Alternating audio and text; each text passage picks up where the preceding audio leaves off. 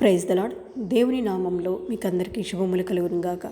ఈరోజు మన వాక్య భాగము నిర్గమకాండము 19వ అధ్యాయము 10వ వచనం నుంచి చదువుకుందాం. యెహోవా మోషేతో, నీవు ప్రజల యొద్దకు వెళ్ళి నేడును రేపును వారిని పరిశుద్ధపరచుము. వారు తమ బట్టలు ఉదుకుకొని 3వ నాటికి సిద్ధముగా ఉండవల్లు. 3వ నాడు యెహోవా ప్రజలందరి కన్నుల ఎదుట సీనాయి పర్వతం మీదకి దిగివచ్చును. యెహోవా గారు మోషేతో చెప్తున్నారంట, నువ్వు ఈ ప్రజలందరినీ సిద్ధపరచు, వాళ్ళు పవిత్రంగా ఉండాలి, వాళ్ళ బట్టలు ఉతుక్కోవాలి. 2 రోజులు కూడా వాళ్ళు చాలా పవిత్రంగా ఉండాలి. 3వ రోజు వాళ్ళందరినీ తీసుకుని సీనాయి పర్వతం దగ్గరికి తీసుకొనిరా, నేను ఆ పర్వతంకి దిగి వస్తానని చెప్పాడు. నీవు చుట్టూ ప్రజలకు మేరను ఏర్పరిచి, మీరు ఈ పర్వతం ఎక్కవద్దు, దాని అంచును ముట్టవద్దు, భద్రము సుమి, ఈ పర్వతం ముట్టు ప్రతి వానికి మరణశిక్ష తప్పక విధింపబడవలెను. ఇంకా దేవుడు ఏం చెప్తున్నా అంటే, ఆ పర్వతం దగ్గరికి వచ్చిన తర్వాత దాని చుట్టూ కొంచెం దూరము స్పేస్ ఉంచు, దాని దగ్గరికి రాకుండా కొంచెం దూరంగా వాళ్ళందరినీ పెట్టు. ఎవరైనా కూడా ఒకవేళ పొరపాటున ఆ పర్వతాన్ని ముడితే వాళ్ళకి మరణశిక్ష విధింపబడుతుంది అని చెప్పాడంట. ఎవడునూ చేత్తో దాన్ని ముట్టకూడదు, ముట్టినవాడు రాళ్లతో కొట్టబడవలను లేక పొడవబడవలను. మనుష్యుడు కానీ మృగం కానీ బ్రతకకూడదు. బూరధ్వని చేయనప్పుడు వారు పర్వతం యొద్దకు రావలను.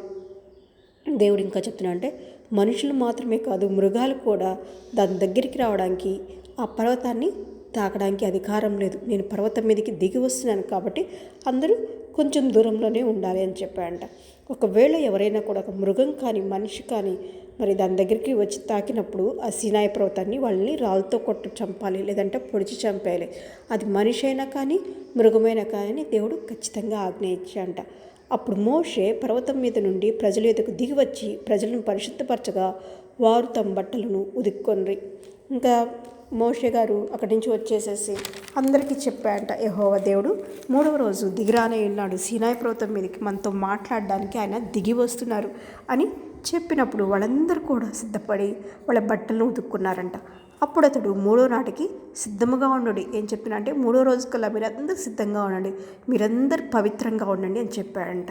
3వ నాడు ఉదయమైనప్పుడు ఆ పర్వతం మీద ఉరుములు మెరుపులు సాంద్ర మేఘము భూరం యొక్క మహాధ్వనియు కలగగా పాళెంలోని ప్రజలందరూ వణికిరి.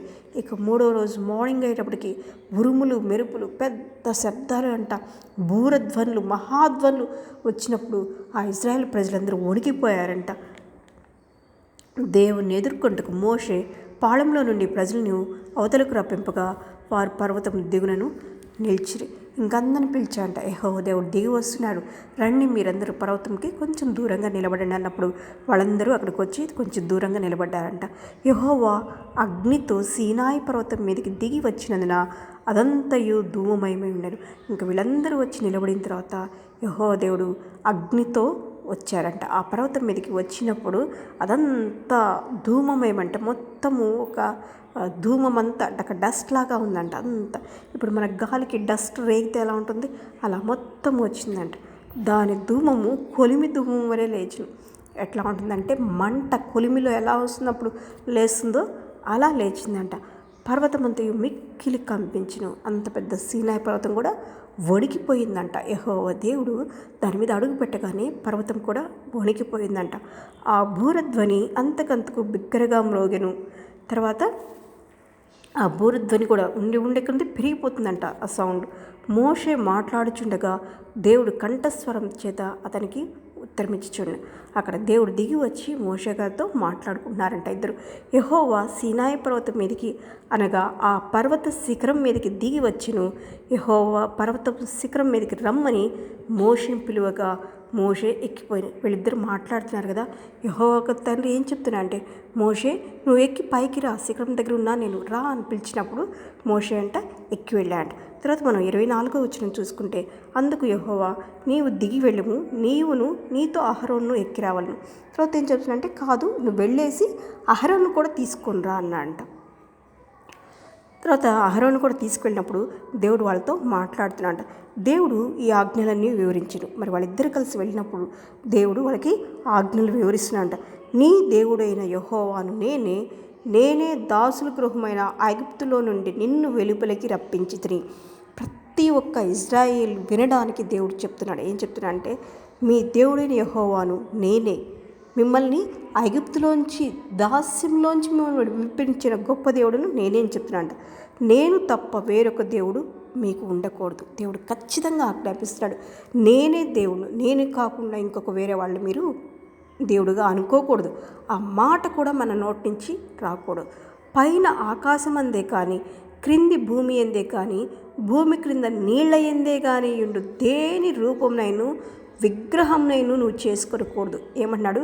ఆకాశంలో ఉన్న మేఘాలు, ఇప్పుడు అంటారు కదా వరుణ దేవుడు అంటారు, ఇవంటారు, అగ్నిదేవుడు అంటాడు. దేవుడు ఏమంటున్నాడు?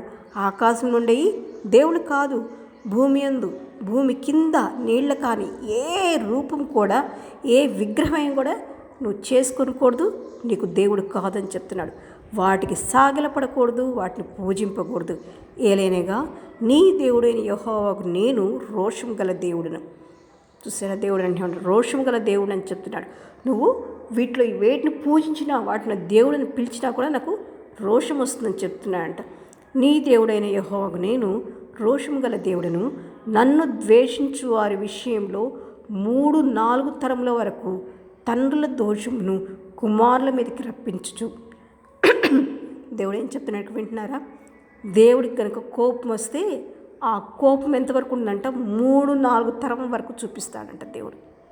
జాగ్రత్త ప్రియురాలా, మనం దేవునికి ఏదైనా విరోధంగా మనం మాట్లాడినా, విరోధంగా మన క్రియలున్నా, ఆయనకు ఆయాస్కరంగా మనం ఉన్నా, ఇవన్నీ ఏవైనా దానికి ఇష్టం లేని పనులు మనం చేసినప్పుడు ఆ తల్లిదండ్రుల దోషము కుమారుల మీదకి ఎక్కడి వరకు వస్తుందంట?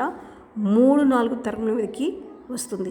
నన్ను ప్రేమించి నా ఆజ్ఞలు గైకొని వారిని 1000 తరముల వరకు ఖండించువాడు నేను. Praise the lord. ఆయనకు మంచిగా ఉంటేనేమో 1000 తరముల వరకు కూడా మన కుటుంబాలని ఆశీర్వదిస్తాడంట. ఆయనకు కోపం వచ్చే బిడ్డలుగా ఉంటే 3-4 తరముల వరకు ఆ శాపమని వస్తుందంట. ప్రియులారా, మరి వింటున్నారా? దేవుడు ఎంత మంచిగా చెప్తున్నాడు.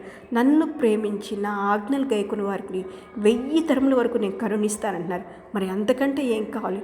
మన పిల్లలు మా పిల్లలు వీళ్ళందరూ కూడా మంచిగా ఉండాలంటే, మరి గతించిపోయింది మనం బాగానే ఉన్నాం, మన తల్లిదండ్రులు కొంచెం మంచిగా ఉన్నారు, మరి వాళ్ళ ఆశీర్వాదం మనకు వచ్చిన బాగానే ఉన్నాం.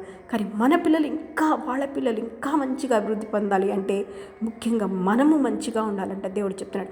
తల్లిదండ్రులైన మీరు మంచిగా ఉండండి, మీరు మంచిగా ఉంటే 1000 తరముల వరకు ఆ దీవెనలు మీకు ఇస్తారండి. దావీదు మంచిగా ఉంటున్నప్పుడు దేవుడు ఏమన్నాడు? కొన్ని తరముల వరకు కూడా నీకు మంచిగా ఉంచుతాను, మీ మీదకి ఎవరిని యుద్ధానికి రానియను, నిన్ను బట్టి నీ తరాలను ఆశీర్వదిస్తానన్నాడు. అబ్రహాం కూడా నిన్ను బట్టి నీ జనాంగాన్ని ఆశీర్వదిస్తానన్నాడు. యాకోబుతో ఇశ్రాయేలు అని పేరు పెట్టాడు, నిన్ను బట్టి నీ జనాంగాన్ని అభివృద్ధి చేస్తాను, ఇసుక రేణువులలో జనాంగాన్ని అభివృద్ధి చేస్తున్నాడు.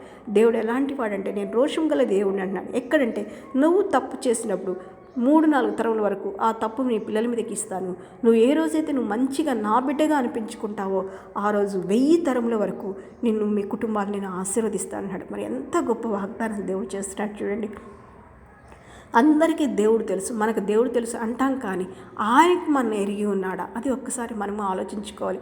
మన దేవుడు యెహోవా అనుకుంటున్నాం మనము, కానీ యెహోవా దేవుడు వీళ్ళు నా బిడ్డలు, నాకు ఇష్టమైన బిడ్డలు అని వాళ్ళు అనుకుంటున్నారా?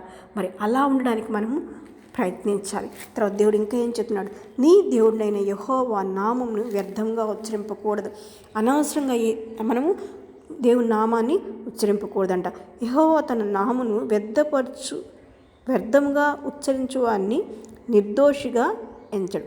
ఊరికి దేవుడా దేవుడా దేవుడా దేవుడా ప్రభువా ప్రభువా ప్రభువా అన్నందువల్ల దానివల్ల నువ్వు నిర్దోషి కావు, దేవునికి ఇష్టమైన బిడ్డవి కావు. నువ్వు ఎప్పుడైతే ఆయన ఆజ్ఞలు గైకుంటావో ఆ రోజే నువ్వు ఆయన బిడ్డగా ఉంటావు అని చెప్తున్నాడు. విశ్రాంతి దినమును పరిశుద్ధముగా ఆచరించుటకు జ్ఞాపకం ఉంచుకును. ఇంకా ఏం చెప్తున్నాడు అంటే దేవుడు విశ్రాంతి దినమును ఇంపార్టెన్స్ ఇవ్వమంటున్నారు. దాని పరిశుద్ధ దినం, ఇది నా దేవుని దినం అని మనం ఆచరించాలి. 6 దినములు నీవు కష్టపడి నీ పని అంతయు చేయవలను. 7వ దినం నీ దేవుడైన యెహోవాకు విశ్రాంతి దినము. దానిలో నీవైనను నీ కుమారుడైనను నీ కుమార్తె అయినను నీ దాసుడనైను నీ దాసి అయిను నీ పశువైను నీ ఇంట్లో ఉన్న పరదేశి అయిను ఏ పని చేయకూడదు. ఇక్కడ దేవుడు ఖచ్చితంగా చెప్తున్నాడు, 6 రోజులు నీకు ఇచ్చాను, 6 రోజులు నువ్వు జాబ్ చేసుకో, పనులు చేసుకో, ఏమైనా చేసుకో, కానీ 7వ దినం మాత్రం అది దేవుని దినము, అది పరిశుద్ధ దినం నువ్వు ఆచరించాలి. నువ్వు కానీ, నీ పిల్లలు కానీ, నీ ఇంట్లో ఉన్న ఆఖరికి పశువులు కూడా చెప్తున్నాడు దేవుడు, మీరు పని చేయకూడదు అని అంటున్నాడు. మరి ఇప్పుడు దినాలలో అయితే, ఇప్పుడున్న కార్పొరేట్లు అయితే మనకైతే కొన్ని చోట్ల తప్పడం లేదు, మనకి వెళ్ళాల్సి వస్తుంది. నేను కూడా కొన్నిసార్లు జాబ్ చేసేటప్పుడు వెళ్ళాను తప్పదని. కొన్నిసార్లు అయితే ఖచ్చితంగా చెప్పేశాను, నేను రానండి, సండే నేను రాను, నేను మీరు శాలరీ తక్కువ ఇచ్చినా పర్లేదు కానీ నేను రాను అని చెప్పి అనుకున్నాను. నేను వాళ్ళతో ఒక్కసారి చెప్పిన విషయాలు కూడా ఉన్నాయి. అదనమాట దేవుడు మనం, కానీ ఒక్కోసారి వీలవదు మనకి. నేనే కాదు, ఎవరైనా కూడా ఒక కార్పొరేట్లో జాబ్ చేస్తున్నప్పుడు మనం వెళ్ళాల్సి వస్తుంది. కానీ వెళ్ళినా కూడా దేవుని తర్వాత అయినా కూడా మనం మందిరానికి వెళ్ళాలి, దేవుని సన్నిధిలో మనం కూర్చోగలగాలి.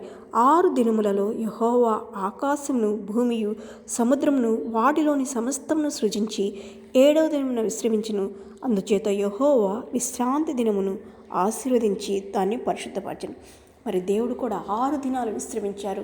ఈ సృష్టిని అంతా, భూమి ఆకాశాలను, సూర్యచంద్రులను, జంతువులన్నిటినీ, వీటినన్నిటినీ సృజించేసి 7వ దినమున దేవుడు ఎలాగైతే విశ్రాంతి తీసుకున్నారో దేవుని మనము అనుసరించాలి. దేవులాగే మనం ఒకవేళ ఏదన్నా వెళ్ళాల్సి వచ్చినా కూడా తర్వాత మనం వచ్చి దేవుని సన్నిధిలో దాని పరిశుద్ధ దినంగా మనము ఆచరించే వారంగా ఉండాలి. దేవుడు మిమ్మల్ని దీవించి ఆశీర్వదించి కాపాడును కాక. ఆమేన్.